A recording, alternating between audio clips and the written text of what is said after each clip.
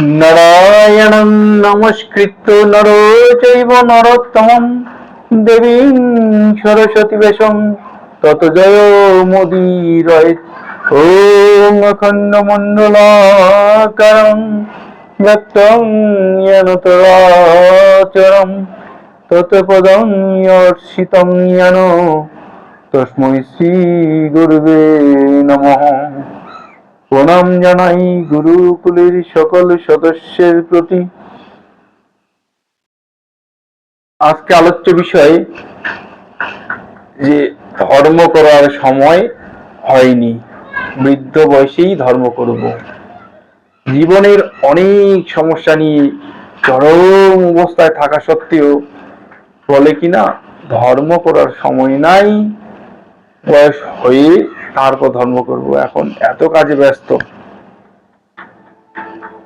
তো বলছে শ্রী ঠাকুর অনুকূল চন্দ্র আগে কি বলছে সেটা বলি। বলছে যে সময় কিন্তু রয় না বসে, চলছেও কেবল বিরল, করণীয় যায় এক্ষণি কর, ভবিষ্যতে যদি চাস সুফল।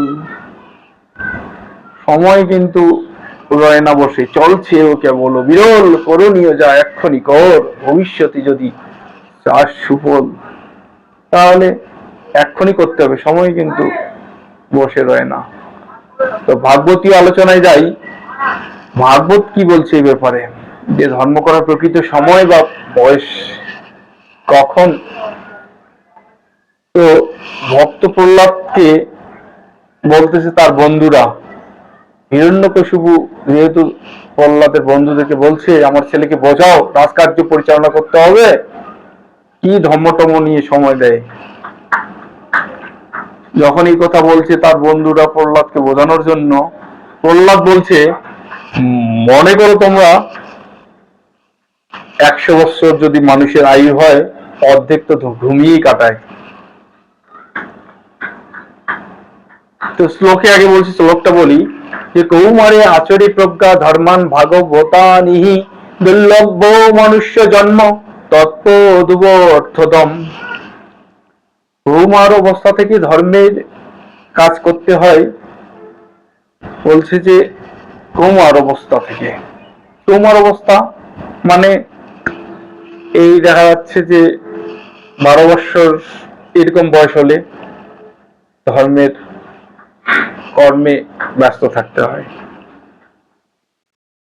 ওই যে বলছি 100 বছরে 100 বছর যদি মানুষের আয়ুষ্কাল হয়, 50 বছর অর্ধেকটা রাত্রিকালীন সময়টা ঘুমিয়ে কাটায়, আর বাকি 50 বছরের মধ্যে ওই 0 থেকে 12 বছর বা তারও বেশি সময় এই বুঝতে বুঝতেই চলে যায়। শেষের ওইরকম 12-15 বছর ধরেন ওই জড়া বেধি, বাদ ব্যথা, ঠিক মতো বসতে পারে না, প্রার্থনা করতে গেলে যে বসতে হয়, আবার হরির নাম স্পষ্ট হয় না, বলা হয় যে হরি বল বলেন, আসে যে হলদি তল, এরকম স্পষ্ট কথা হয় না।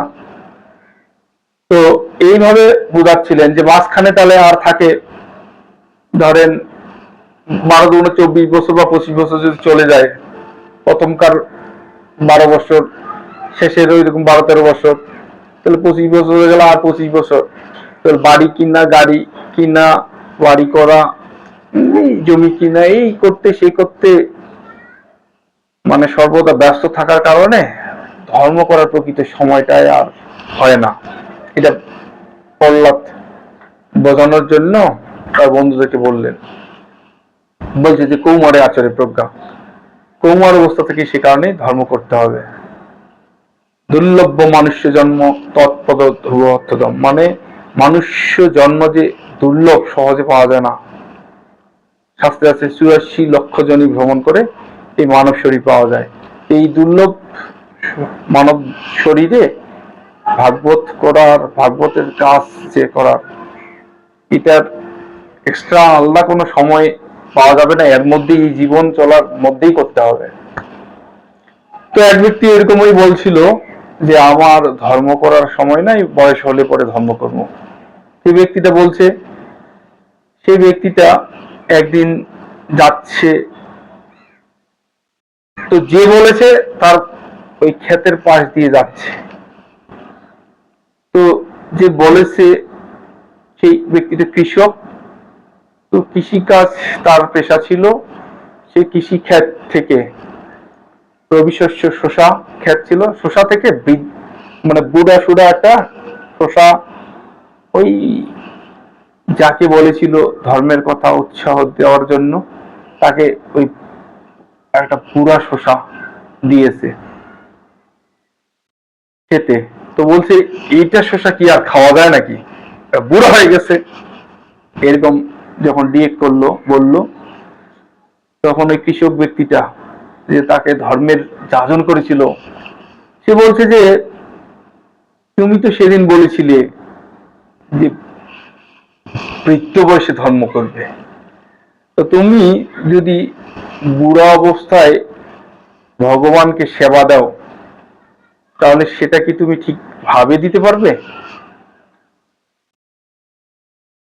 ঠিক শশাটা তেমন বুড়া হয়ে গেছে, তুমি খেতে চাচ্ছ না, খাওয়ার রুচি নাই, খাওয়া ঠিক হবে না, স্বাদ নাই, বিষাদ। তদ্রূপ বয়স হয়ে গেলে ধর্মেরও বা তোমার ওই যে সেবাটাও ঠিক মতো হবে না, সেটা তুমি ঠিক মতো দিতেও পারবে না, আর গুরু বা ভগবান অবতাররা তোমার ওইটা সেবাটাও ঠিক মতো গ্রহণ করতে চাইবে না। সে কারণেই প্রহ্লাদ বলছে যে কম বয়স থেকে ধর্মের কাজ করতে হবে, সময় হয়নি এই অজুহাত দিলে হবে না। 12 বৎসরের দীক্ষার কথা বলা আছে শাস্ত্রে, তারও পূর্বে যদি 5 বৎসরের নাম দীক্ষা হয়। উপনয়ন সংস্কার গুলো যেমন 12 বৎসরের কথা বলা আছে। উপনয়ন মানে তৃতীয় যে একটা থার্ড আই, জ্ঞান চক্ষু, দুই ভুরুর মাঝখানে, তো এই যে এই তৃতীয় চক্ষুটাকে গুরু কাছে গিয়ে একটা বীজ মন্ত্রের দ্বারা, একটা মন্ত্রের দ্বারা বিশেষ করে ওই চক্ষুটা খুলে দিয়ে তাকে জ্ঞানের পথে ধাবিত করা, তত্ত্ব জ্ঞানের পথে ধাবিত করা, এটাই হচ্ছে উপনয়ন সংস্কার। আর তার সঙ্গে যজ্ঞ পবিত তাকে দেয়া হয়, সেই যজ্ঞ পবিত তাকে দিয়ে তাকে বৈদিক কর্মের জন্য উপযুক্ত তৈরি করে দেওয়া হয়। এই শিক্ষাটা, ওটাও উপনয়ন সংস্কার 12 বৎসরে, যে গুরুর বীজ মন্ত্রের দীক্ষাটা সেটা 12 বৎসরে। 12 বৎসরের কথা বলা আছে কৌমার অবস্থা। তো এই কাজটা যদি 12 বৎসরের মধ্যে না হয়, বিশেষ করে উপনয়ন সংস্কারটা 12 বৎসরে না হয়ে লেট করলে, দেরি করলে কি হবে, প্রাপ্ত দোষ, তখন তাকে প্রায়শ্চিত্ত করতে হবে। অনেকে জানে না, মনুসংহিতা দেখেন, মনুসংহিতায় সেই বিষয়ে বলা আছে, স্পষ্ট ধারণা দেওয়া আছে। এই বিষয়গুলো আমাদের মাথায় রেখে চলার চেষ্টা করতে হবে। সময়ে যদি কাজটা আমরা করতে না পারি, তাহলে অসময়ে কিন্তু সেটা হয় না। তো এই বিষয়গুলো মাথায় রেখে আমাদের সামনের দিকে এগিয়ে যেতে হবে। সবাইকে এই প্রত্যাশায় জয় গুরু।